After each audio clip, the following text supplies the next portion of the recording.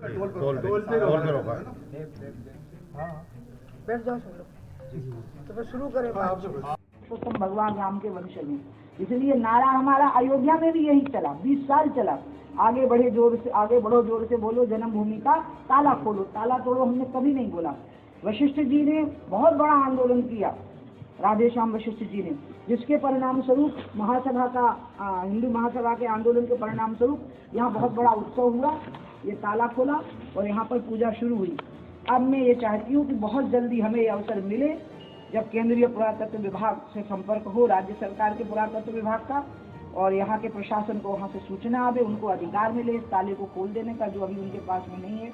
लेकिन मेरे हृदय का संताप दूर नहीं हो सकता, इसलिए मैं आज से अन्न का त्याग कर दूंगी तब तक के लिए, जब तक कि ये ताला नहीं खुलेगा। ये ताला हमेशा के लिए खुलने की आप बात कहेंगी या फिर? अब इसके बारे में तो सोचना पड़ेगा, क्योंकि ये ऐसी संपत्ति है कि जिसके लिए यदि प्रतिदिन लोग दर्शन करने आएंगे, अभिषेक करने आएंगे, तो राज्य सरकार को पर्याप्त व्यवस्था करनी पड़ेगी यहाँ पर, जो करनी पड़ती है। जैसे मैंने अभी शेरशाह सूरी के टॉम्ब का पता लगाया है, जो दरिंदा हमारे यहाँ के राजा को विश्वासघात से मार गया, हमारी रानियों को जौहर के लिए विवश कर गया, राजा की पत्नी और उनकी बच्ची की जिस प्रकार से हत्या हुई और बच्चे मारे गए और बहुत लोग मारे गए थे यहाँ पर, उसका टॉम्ब खुला हुआ है सुबह से शाम तक। मैंने वहाँ का पता लगाया है, वहाँ फ़ोन भी करवाया मैंने अपने सुरक्षा कर्मियों से, तो कह रहे कि हम सूर्योदय से सूर्यास्त तक यहाँ रहते हैं। तो जैसी सुरक्षा व्यवस्था वहाँ है, उस टॉम्ब की, उस दरिंदे के टॉम्ब की, मैं इतिहास में पढ़ी कि वो बड़ा ग्रेट विजनरी था, उसकी आंखों में तो खून था, उसके दिल में हत्या के भाव थे।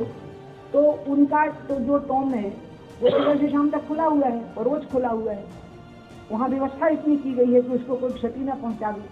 तो हम बाद में राज्य सरकार से अनुरोध का पत्र लिखूंगी कि वो केंद्र पुरातत्व विभाग से अनुरोध करें कि वो यहाँ पर भी पर्याप्त सुरक्षा व्यवस्था के लिए जो आवश्यक निर्देश होते हैं वो यहाँ देंगे, तो यहाँ प्रतिदिन दर्शन की व्यवस्था संभव हो जाएगी। मैंने अन्न खा लिया तो फिर घबराहट हो जाएगी। तो बड़ा संकल्प है आपका, बहुत बड़ा। हाँ, तो नहीं खाएंगे, उसमें कोई दिक्कत नहीं है। उससे बड़ी बात तो ये है कि अगर मैंने ऐसा नहीं किया तो मुझे ज़्यादा तकलीफ हो जाएगी। तो मैं कोई भगवान के लिए नहीं कर रही हूँ, मैं कोई जिद भी नहीं कर रही हूँ, लेकिन मैं अपने लिए कर रही हूँ, नहीं तो मुझे तकलीफ हो जाएगी ज़्यादा, और वो ज़्यादा तकलीफ हो जाएगी। अन्न नहीं खाने से जो तकलीफ होगी, उससे बड़ी तकलीफ ये होगी कि आज ताला नहीं खोल के मैं उनकी पूजा नहीं कर पाई। ये तकलीफ मेरे मन, और इसमें मेरी गलती नहीं है, इसमें प्रशासन की भी गलती नहीं, इसमें राज्य सरकार की भी गलती नहीं है। कुछ है तो ऐसा हो गया कि हम किसी के ध्यान में नहीं था कि केंद्रीय पुरातत्व के अधीन है, मेरे ध्यान में नहीं था, और मुझे गौरवान्वित होना। मैं नारी हूँ तो मुझे अपनी मर्यादाओं का ध्यान रखना, और मैं भाजपाई हूँ तो अपनी पार्टी के सम्मान का ध्यान रखना, लेकिन मेरी ही और हिंदुस्तानी हूँ तो अपने देश की गरिमा का ध्यान रखना। यहाँ 3 चीजें ऐसी हो गई हैं, हिंदुस्तानी होने के देश की नाते देश की गरिमा, और हिंदू होने के नाते मेरी आस्था, लेकिन नागरिक होने के नाते भारत का कानून और संविधान, इन तीनों का मेल बना करके ही मैं कोई बात कह पाऊँ।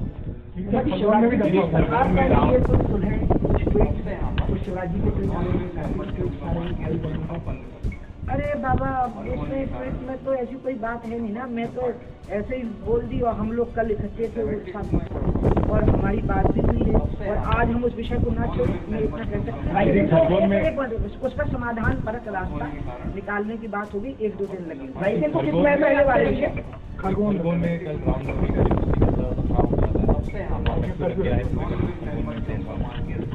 इस मामले में वहाँ के जो प्रशासन है, पुलिस है, वो सक्षम है, उसका समाधान कर लेगी। मध्य प्रदेश शांति का टापू है, हम यहाँ पर शांति के लिए हैं। इस राज्य में एक समय ही दंगा हो पाया था, वो भी तब जब कांग्रेस की सरकार, मतलब राष्ट्रपति शासन यहाँ लग चुका था, हमारी सरकार गिराई जा चुकी थी पटवा जी की, जबकि उस सरकार, हम सबको उत्तर देंगे, जबकि उस सरकार की कोई गलती नहीं थी। 6 दिसंबर को पटवा जी ने कोई भागीदारी नहीं की थी, वहाँ अयोध्या में कोई मंत्री नहीं गए थे, फिर भी हमारी सरकार डिसमिस की थी कांग्रेस ने, और उसके बाद फिर यहाँ सुनियोजित तरीके से दंगे कराए गए थे।